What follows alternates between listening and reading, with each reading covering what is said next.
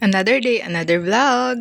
Ngayong araw nga ay naglinis ako ng ref namin kasi naman binubulungan na niya ako. Sabi niya, huy, linisin mo naman ako. Inuna ko na nga nilinisan itong shelf niya dito sa may poso namin. Kinuha ko nga yung suka doon sa loob ng bahay dahil ihahalo ko nga sa panghugas ko sa mga shelf na ito. Kasi naman kakanood ko sa mga baby vlogger, sabi nila maglagay daw ng suka kapag maglilinis ng ref.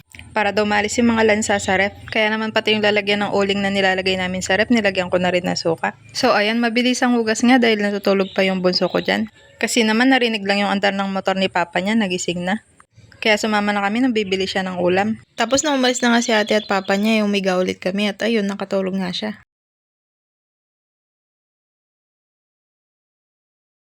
Ito nga yung basahan na gagamitin ko. Nilagyan ko nga rin pala ng suka at konting Sunrox yun at dishwashing na rin. Para naman talaga matanggal yung lansa sa ref. Ayan nga, pinunasan ko na ng may konting sabon. Tapos mamaya naman pupunasan ko ulit ng suka at tubig lang. Nagkakape pala ako ng mga oras na yun. Ay Diyos ko, lumamig na yung kape ko. Ito na nga, nabaklas ko na yung mga yelo doon sa freezer. Ito na nga, napunasan ko na rin at patutuyuin ko na lang. Sinunod ko na rin inasikaso itong mga laman ng ref. Tapos tinapon ko na rin yung mga hindi na kailangan dito. Pinunasan ko na nga rin ng tuyong basa itong mga shelf para may lagay ko na sa ref. Minamadali ko nga ibalik kasi mamaya isisindi ko na ulit yung ref. Nagkape na nga ako dito kasi nga yung kape ko sabi niya, uy, busin mo na ako dito kasi lalangawit na ako mamaya. O siya, tama na yun, sa susunod naman.